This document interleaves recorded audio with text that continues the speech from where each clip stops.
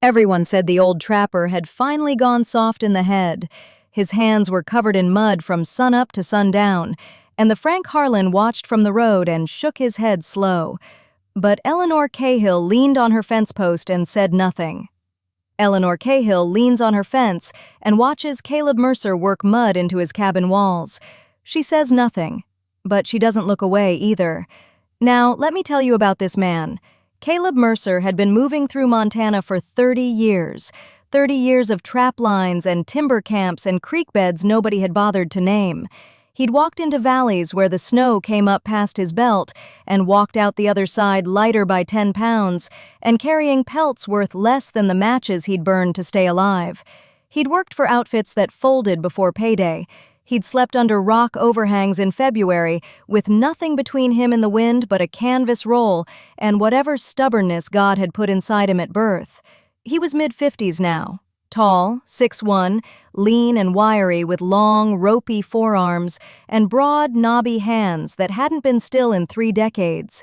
His hair had gone silver white, thick, swept straight back from his forehead and falling just past his collar. His eyes were pale gray blue, deep set beneath heavy silver brows. A faint scatter of sun freckles across both cheekbones and a slight leftward bend at the bridge of his nose. Broken once, maybe twice, he never said by what. A small, pale birthmark sat on the left side of his neck just below the ear, and most days a coat of silver stubble covered his jaw, because shaving was a thing he did when he remembered, which wasn't often. He'd filed claim on 50 acres of meadow and timber east of Garnet Creek, $1.25 an acre, $62.50 for the whole parcel. That was everything he had except $14 in coin and a short-handled trowel with a blackened hickory grip tucked through his belt. The previous autumn he'd built a cabin, cut the logs himself, notched them, stacked them, roofed the thing with split cedar shakes. It was solid enough, but drafty. The wind found every gap between those logs like it had a personal grudge. His first winter in that cabin damn near killed him. $4 worth of firewood burned in a single week, frost on the inside walls by morning. He'd wake with ice in his beard and his fingers so stiff he couldn't close them around a cup handle for the first hour. He survived it the way he survived everything, by refusing to stop moving until the sun came back. Summer of 1879 changed things. June hit and Caleb started mixing. Creek water, mud from the bank, dry grass he cut with a hand scythe, straw he bought for 60 cents a bale from a rancher who didn't ask questions. He worked it into a thick cob paste in a shallow pit he'd dug beside the cabin.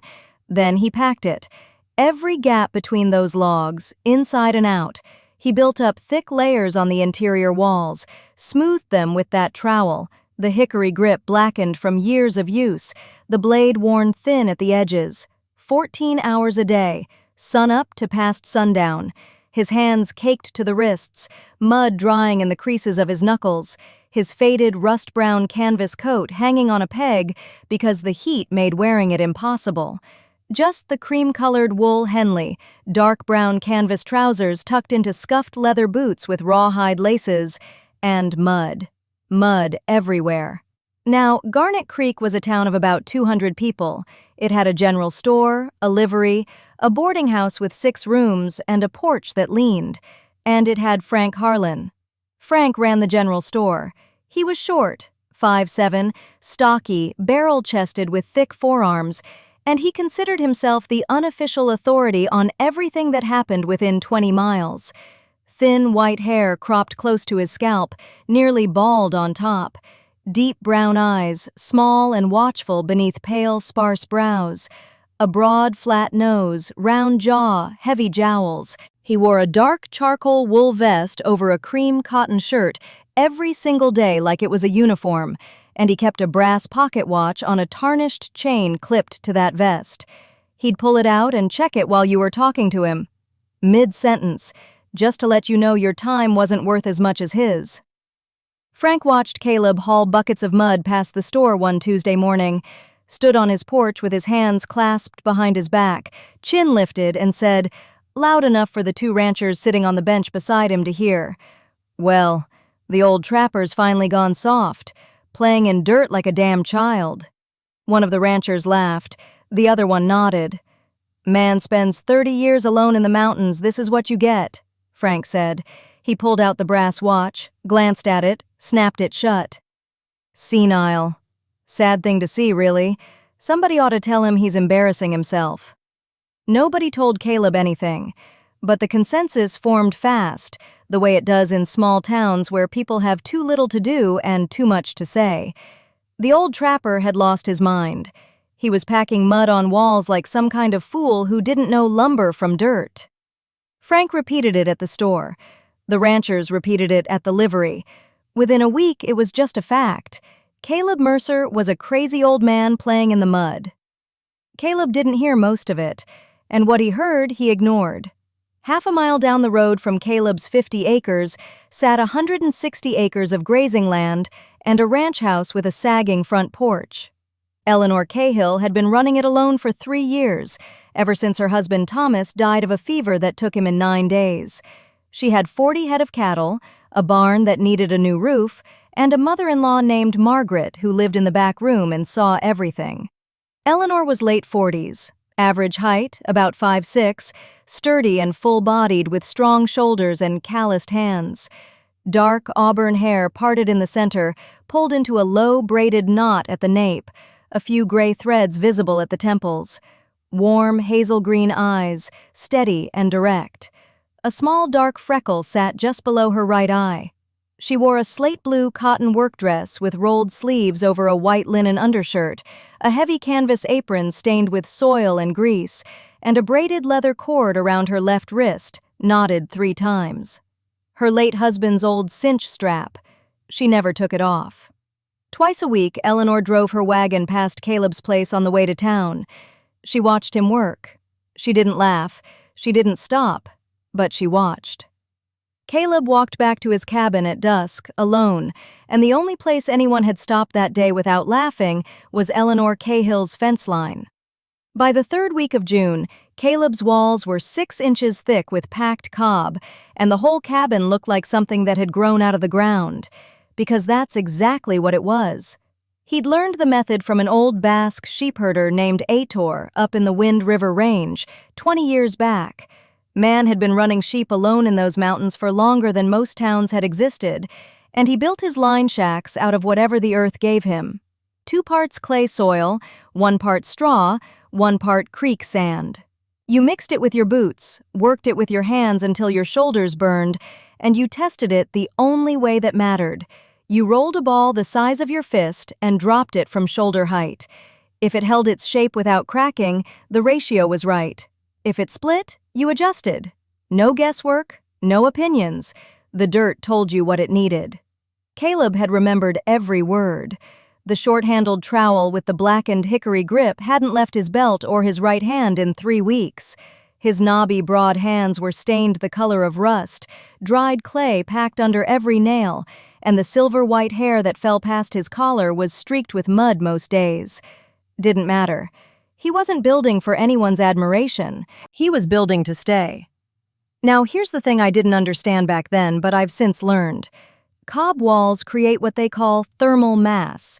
The density of the packed earth absorbs heat during the day, pulls it right in through the surface, and releases it slowly through the night. A properly built cob wall, 6 inches thick and sealed right, can hold an interior temperature 40 degrees warmer than the outside air in deep winter. 40 degrees. That's the difference between freezing to death in your sleep and waking up to brew coffee. Caleb wasn't building a mud hut. He was building something that would outlast half the timber frame houses in town. He just didn't feel the need to explain that to anyone. Frank Harlan sure had opinions, though. Frank was standing outside Dawson's store on a Tuesday, brass pocket watch chain catching the light on his charcoal vest, his thick hands clasped behind his back like a man delivering a sermon. 3 ranchers were loading grain. Frank waited until they were listening, because Frank always waited until someone was listening, and then he said it. "You boys hear about the drifter building himself a mud castle up on the creek? Man's out there playing in the dirt like a child. Ought to charge admission." 3 men laughed. One of them slapped his knee. Frank's small, dark eyes were pleased with themselves, chin lifted. The little pale birthmark on his right temple caught the sun. He looked like a man who'd never once doubted that the world arranged itself around his comfort, and honestly, it mostly had. Margaret Cahill was inside the store buying salt.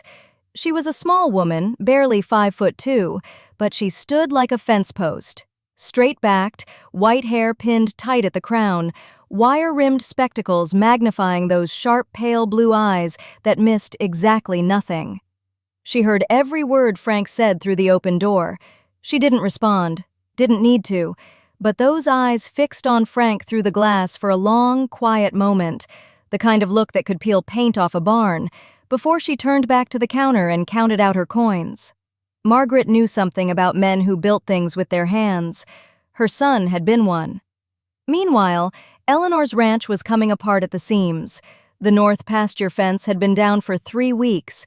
Cedar posts rotted through at the base, wires sagging into the grass. She knew it needed fixing.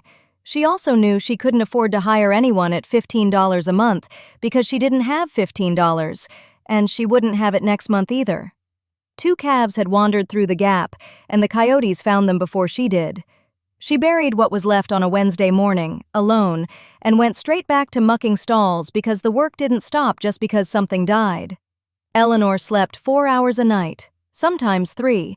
Her dark auburn hair was pulled into that low braided knot, gray threads showing at the temples, and the canvas apron she wore over her slate blue work dress was stained with a week's worth of labor she hadn't had time to wash out. The braided leather cord on her left wrist, her late husband's old cinch strap, knotted 3 times, was so worn it looked like it might finally break. She didn't notice. She was too busy keeping 63 head of cattle alive on 50 acres with no help and no margin for error. She did the work of 3 people and never once asked anyone to feel sorry for her. One afternoon, her wagon threw a wheel on the road that ran along the edge of Caleb's property. The iron tire hit a rut wrong, the spoke cracked, and the whole right side dropped hard enough to scatter the fence wire she'd been hauling. She climbed down and stood there looking at it. Just stood there, because sometimes that's all you can do before you figure out what comes next. Caleb walked out of his clearing, mud to his elbows, trowel still in his right hand, silver stubble on his jaw catching the late light. He didn't ask what happened. He could see what happened. He set the trowel down, lifted the axle with his shoulder, and worked the wheel back onto the hub. Checked the spoke, shimmed it with a wedge of green wood he split right there with his belt knife. Whole thing took maybe 12 minutes. Eleanor thanked him. Her hazel green eyes were steady and direct, the way they always were, but something behind them was taking measure. He nodded, wiped his hands on his trousers, went back to his wall. That was it. That was all. But she'd seen the cabin up close for the first time, the careful layering of each course, the way the mud was pressed smooth by hand, not slapped on. The grass fibers woven through the cob for tensile strength, each one placed deliberately.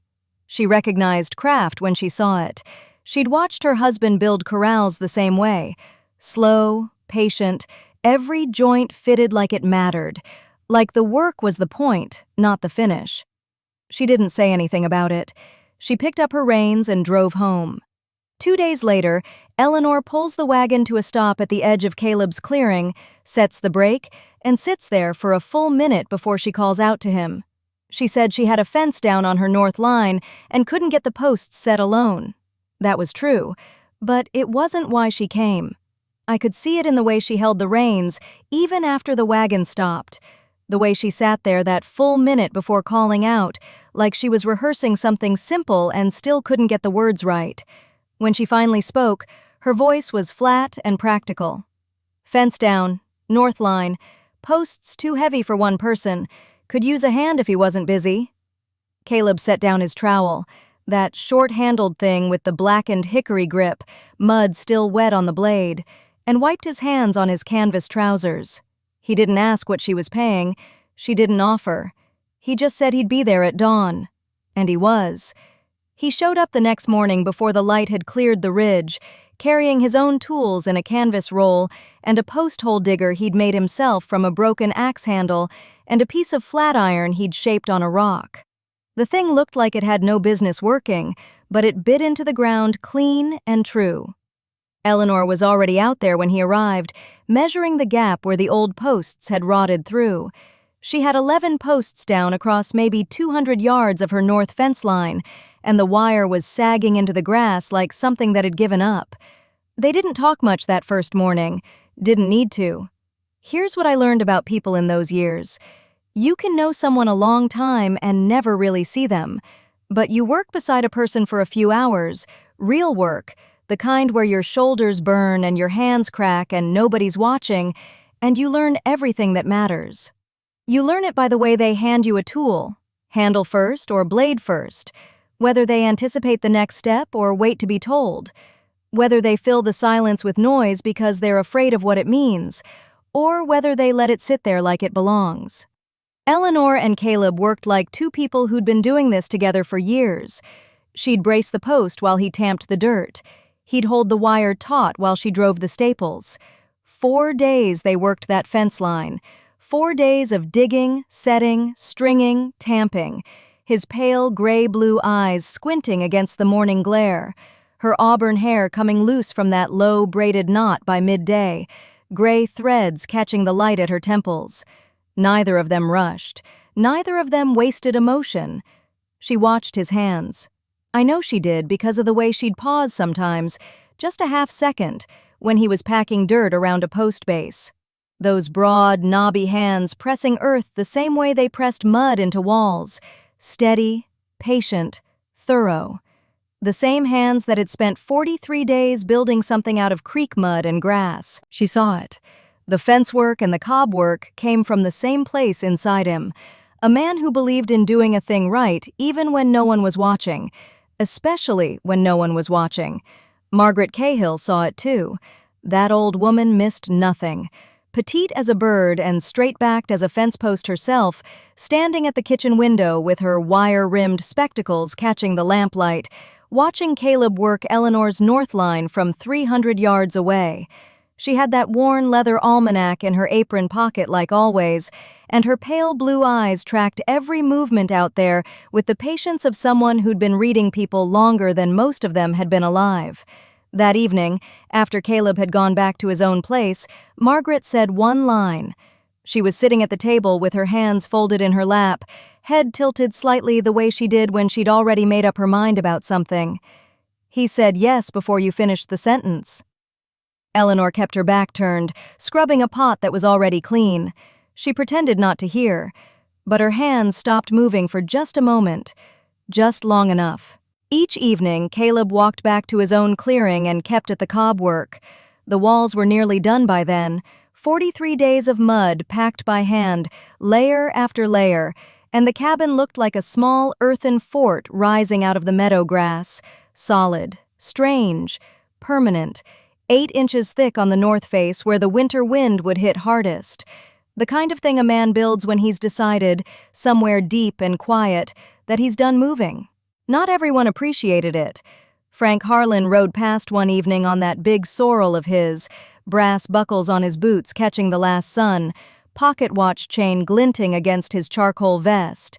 He slowed his horse to a walk and shouted from the road, "Save your energy for winter firewood, Mercer. Quit playing in the creek like some damn fool." His voice had that tone, the one people use when they think they're being generous by even acknowledging your existence, like Caleb was a child building mud pies, like a man with $14 in his pocket and no proper lumber didn't deserve to have walls at all. Frank sat up there on his horse with his chin lifted and his hands clasped on the saddle horn, a man accustomed to being listened to, waiting for a reaction he could use. Caleb didn't look up. He kept pressing mud. His silver-white hair fell across his forehead as he worked, and his hands never broke rhythm. Not once. Frank waited another few seconds, then clicked his tongue and rode on. The silence Caleb gave him was louder than anything he could have said. Two people who had been alone a long time were now doing work together. That's all it was, if you said it plain. A man helped a woman fix her fence. She didn't ask him to stay for supper. He didn't linger past the work. They stood at opposite ends of a post and lifted together, and their hands never touched, and neither of them said a single word that couldn't have been said in front of a preacher. But something was forming.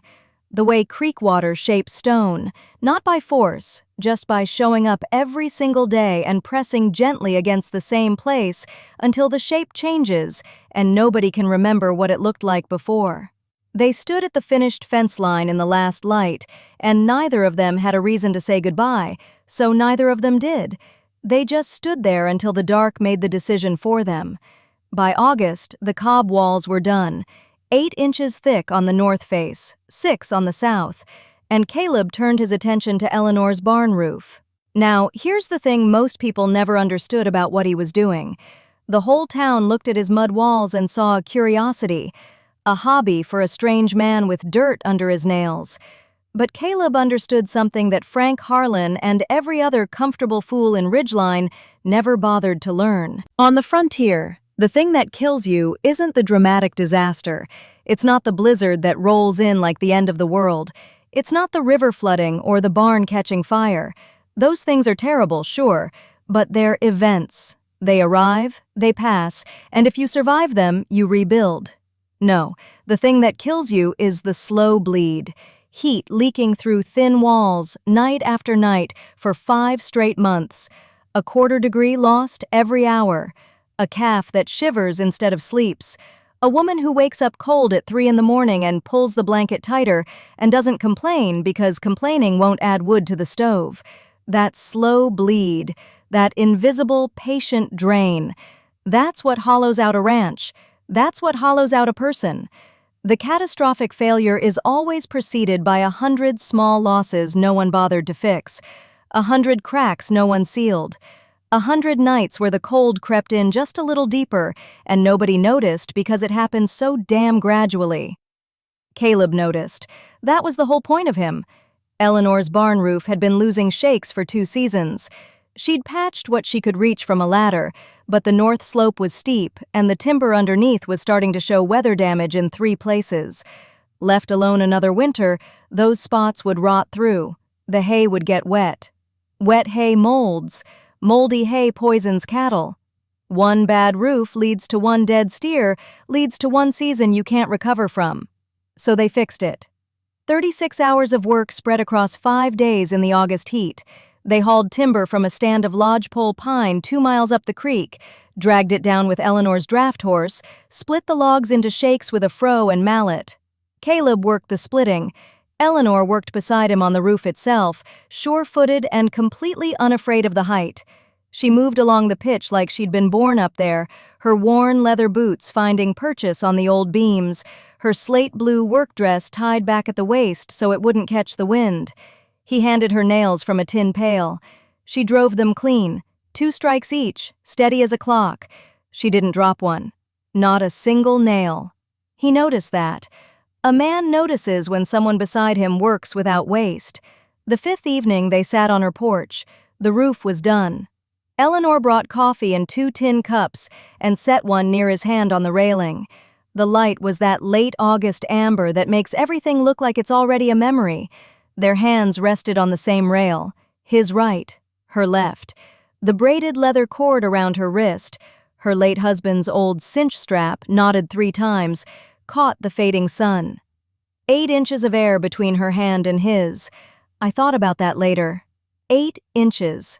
The same thickness as his north-facing cob wall, the exact distance he'd calculated to keep the cold out and the warmth in. And there it was again, that careful, deliberate margin. Close enough to matter, far enough to survive. Neither of them moved to close it. Inside the house, Margaret sat at the kitchen table near the window. Her sharp, pale blue eyes watched them through the glass, magnified slightly behind those small, round, wire-rimmed spectacles with brass frames. She'd been reading her worn, leather-bound almanac, checking the frost tables probably, the way she always did in late summer. But she wasn't reading now. She was watching 2 people sit 8 inches apart and pretend it meant nothing.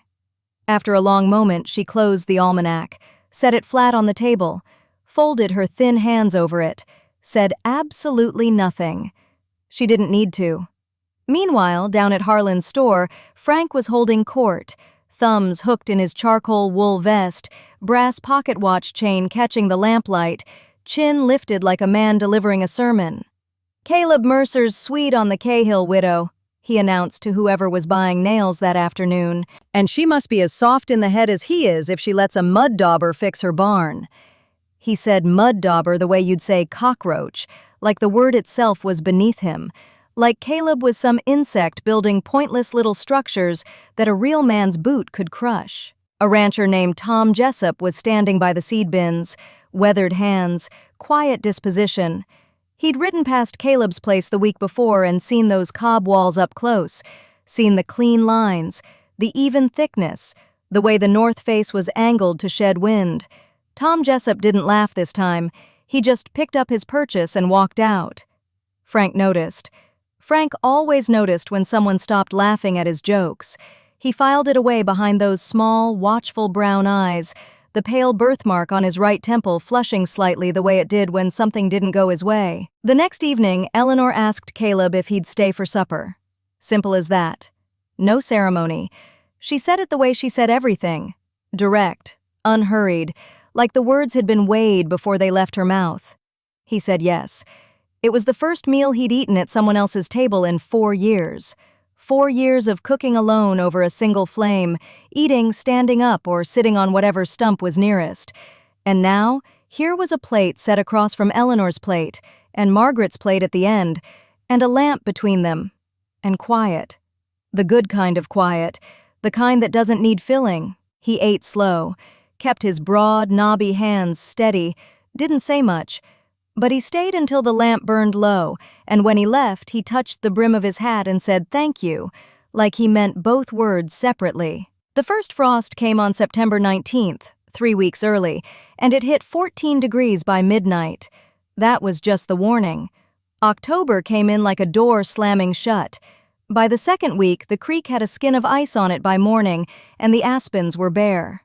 Caleb finished the last of the cob work on his cabin the third week of October, packed the window frames tight, smoothed the interior walls until they were flat as plaster, sealed the chimney base where the draft had been sneaking through like a thief under a door.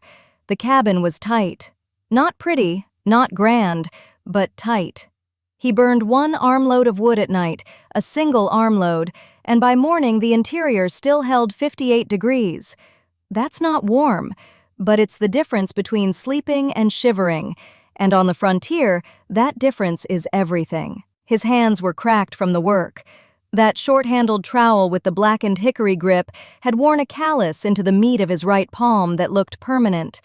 Silver-white hair falling past his collar, wind-loosened as always, pale, gray-blue eyes studying his own walls like a man reading a letter he wrote to himself. He'd built something that would hold. He wasn't used to that feeling. 4 miles east, Eleanor's ranch house was losing the fight. Standard log cabin, newspaper-stuffed chinks between the logs, the way most folks did it out here. It worked fine in September, worked passable in early October, but by late October she was burning through firewood at 3 times the rate she'd planned. 3 times. That's not a miscalculation. That's a crisis moving toward you at the speed of winter. Margaret sat by the stove, wrapped in 2 blankets, her sharp, pale blue eyes magnified behind those small, round, wire-rimmed spectacles, the worn, leather-bound almanac open in her lap, like she was cross-referencing reality against what the book had promised. She looked up at Eleanor and said, "This house breathes like a sieve." That's all she said. She didn't say, "Fix it." She didn't say, "Ask for help." She just named the truth and let it sit there like a stone on the kitchen table. Eleanor heard her. Eleanor heard everything Margaret said and everything she didn't. The test began in early November. Caleb rode to Eleanor's ranch on a morning so cold his horse's breath hung in the air like smoke from a rifle. He didn't announce himself with ceremony, didn't make a speech. He stood at the fence line, that trowel tucked through his belt, his faded rust-brown canvas coat buttoned to the collar, and he said he could pack cob into her cabin walls the same way he'd done his own. Said the materials were free. Said it would take about a week. Eleanor stood on the other side of the gate in her slate-blue cotton work dress, arms folded the way they always were when she was listening. The braided leather cord knotted 3 times around her left wrist, catching the thin November light. She didn't answer right away. And I want you to understand what that hesitation was. It wasn't doubt about the method. She'd seen his cabin. She knew it worked. It wasn't pride exactly, though pride was part of it the way salt is part of bread. It was something deeper. On the frontier, letting a man into your house to change its walls meant something. People talked. A widow and a drifter, working inside the same four walls for a week. In a town like this, that was as good as a declaration, and Eleanor Cahill had spent years making sure she didn't owe anyone anything, didn't need anyone's name attached to hers, didn't give the Frank Harlans of the world a single damn thing to hold over her. She said yes. They spent 8 days packing her walls together. 8 days of close quarters inside that cabin, mixing mud and straw in buckets, handing them back and forth, their arms brushing in the tight space between the stove and the north wall. Caleb showed her how to press the cob into the chinks, how to smooth it flat, how to let it cure before adding another layer. She learned fast. She always learned fast. Margaret made coffee and watched from her chair by the stove. That almanac stayed closed in her apron pocket. She didn't need a book for what she was reading. By the 4th day, Eleanor's hands were caked with mud up to the wrists. The braided leather cord, her late husband's old cinch strap, was packed with dried clay. She didn't wash it off. She didn't even seem to notice. That's when Margaret looked at Caleb over the rim of her coffee cup and then looked away, and said nothing, which was the loudest thing she'd ever said. Here's what I think about now, looking back. Letting someone into your house to reshape its walls. Think about that. Your walls are the thing between you and the winter, between you and dying. You're handing a man a bucket of mud and saying, "Go ahead, change the structure of the thing that keeps me alive." That's not hospitality. That's not even friendship.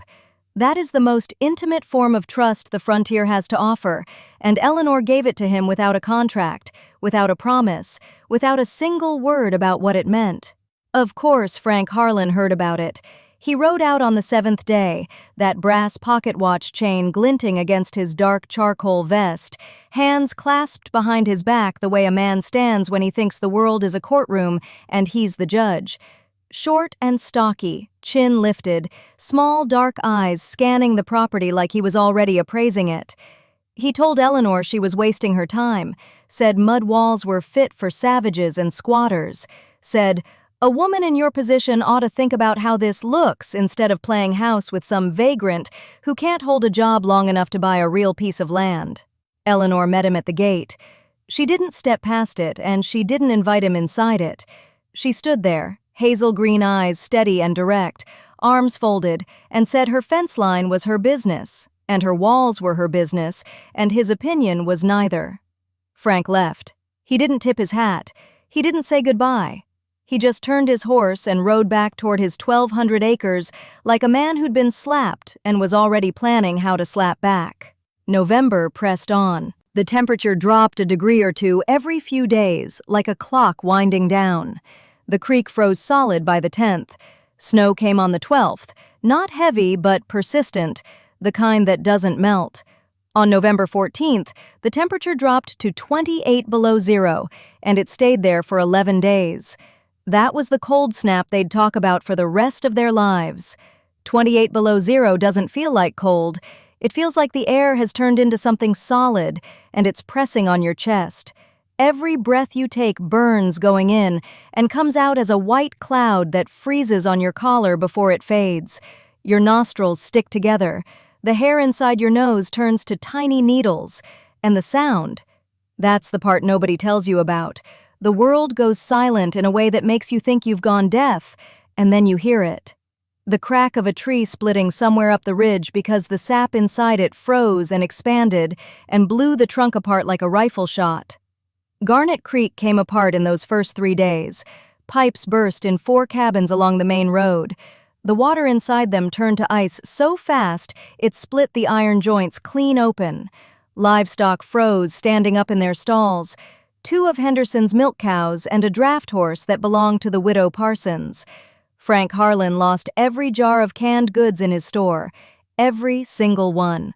The liquid inside expanded, and the glass cracked, and by morning the shelves were covered in frozen tomato and peach and brine, all of it ruined. 3 families gave up on their cabins entirely, packed what they could carry, and crowded into the boarding house on 2nd Street, where they started breaking apart chairs and bed frames and feeding them into the fireplace because they'd burned through their cordwood in 48 hours. Frank stood in his wrecked store and looked at the damage and said nothing for a long time. Then he pulled out that brass pocket watch on its tarnished chain, checked the time like it mattered, and walked out into the cold. Caleb's cabin held. Interior temperature, 44 degrees with a small fire in the stove. Not warm, not comfortable, but livable.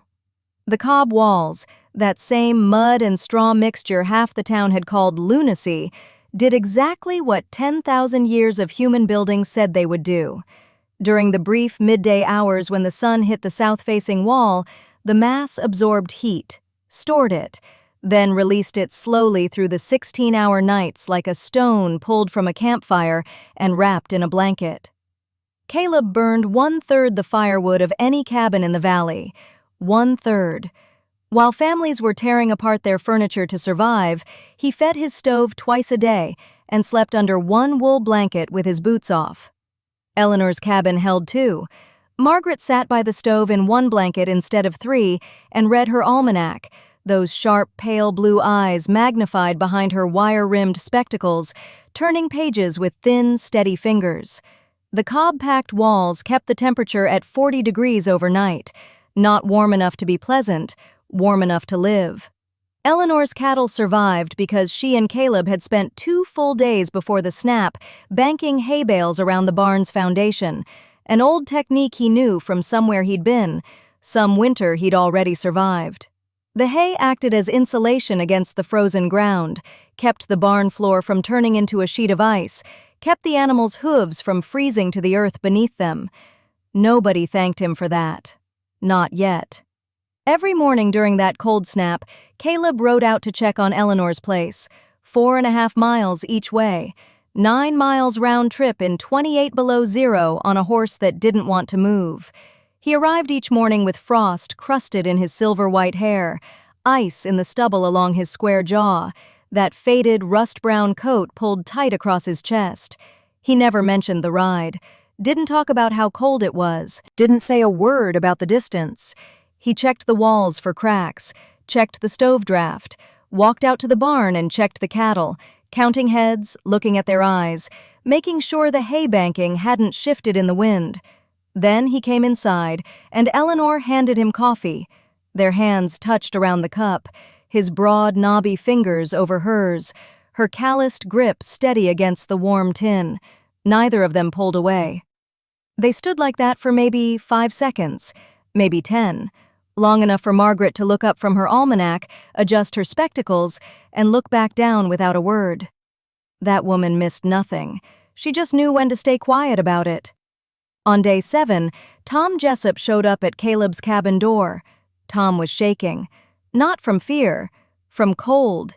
His family had burned their last piece of wood the night before. His wife had stuffed rags into every crack in their plank walls, and the wind came through anyway. He stood in Caleb's doorway and looked around at the warmth.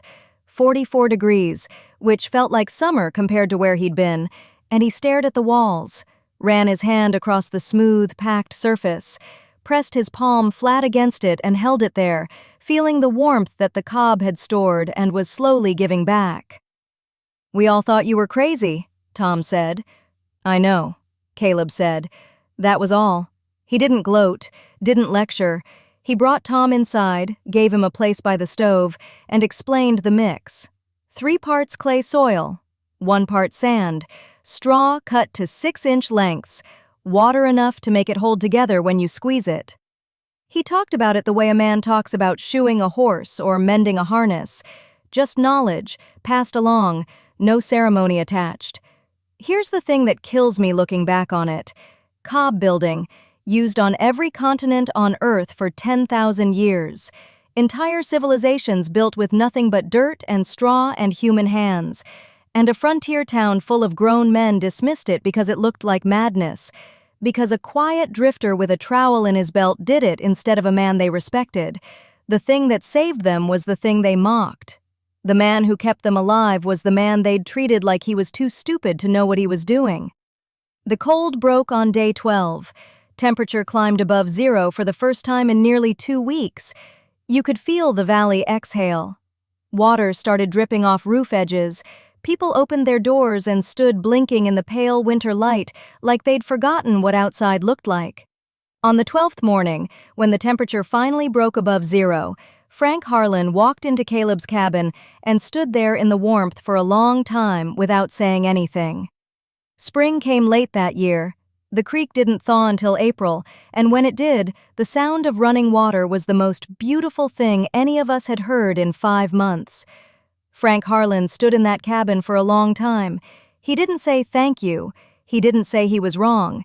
He just put his hand on the wall, felt the warmth held inside it, and walked back out into the cold. That was enough. Sometimes a man's silence is his apology, and you take it or you don't. I took it. The valley recovered the way valleys do, slow, stubborn, one green shoot at a time pushing through mud that had been frozen solid since November. By May, the pastures were coming back. By June, the wildflowers had taken the lower meadows like they'd never heard of winter at all. 3 cabins in Garnet Creek were rebuilt that summer with cob-packed walls. Tom Jessup did his own. Took him 11 days, working sun up to dark, and he didn't ask for help. Didn't need to. He'd watched. He'd learned. That's all it ever takes. Frank Harlan hired a man from Helena to do his, paid him $32 and stood on his porch watching the work get done, his brass pocket watch catching the light every time he checked it. He never learned the craft himself, never got his hands in the mud, but I'll say this for him, he stopped laughing. He stopped calling it madness. He stopped calling me trash. And when someone in town asked him about those walls, he said, "They work." 2 words. From Frank Harlan, that was a damn sermon. I moved my things to Eleanor's ranch in May, not because she asked. She never asked. That wasn't who she was. That woman with the auburn hair and the braided leather cord around her wrist, standing in her slate blue work dress with her arms folded, watching me like she was deciding whether I'd earned the right to be looked at. She never asked for a single thing. But one morning I came up the road and there was coffee on the porch. 2 cups. And I realized she'd been making 2 cups for weeks, setting the second one on the rail before I even came into view, like she knew. Like she'd been listening for my boots on the gravel and timing the pour. I brought my bedroll, my trowel with the blackened hickory grip, and the $14 I'd arrived with. Still $14 because I'd never spent a cent of it. I set them on the table in her kitchen, and she looked at them and looked at me and said nothing. I said nothing. That was our ceremony. No preacher, no ring. Just a man putting everything he owned on a woman's table and her letting it stay. June. We walked the fence line together. The posts I'd set the previous autumn were holding. The wire was tight. The grass was coming up thick around the bases, and you could smell sage on the wind, that clean, sharp smell that means the world is doing what it's supposed to do. We walked side by side for maybe a quarter mile without speaking, just checking the line, and then Eleanor took my hand. Her calloused fingers closed around my mud-stained knobby ones. Strong grip. Warm. She didn't look at me. I didn't look at her. We just walked. The mountains were out ahead of us, still carrying snow on the peaks, and the creek was running clear below, and her hand was in mine like it had always been there, and I'd just been too scared to notice. That was it. That was the whole love story. No declaration, no dramatic moment under the stars. Just 2 people walking a fence line in June, holding hands, saying nothing, because everything that needed saying had been said with labor, with mornings, with 2 cups of coffee on a porch rail. Margaret Cahill watched from the kitchen window. I know because Eleanor told me later, years later, laughing about it on this same porch. The old woman stood there behind the glass, her sharp, pale blue eyes magnified behind those wire-rimmed spectacles, and she closed her worn, leather-bound almanac and set it on the counter. She said to no one, to the empty kitchen, to the wood stove and the morning light, "Took him long enough." That was 28 years ago. I'm an old man now, silver white hair past my collar, hands slower than they used to be, though they still know what to do when they touch a wall or a fence post or the side of a horse. Eleanor's hair went silver too, those auburn threads turning one by one until the gray she used to have at her temples took the whole braid. She's beautiful.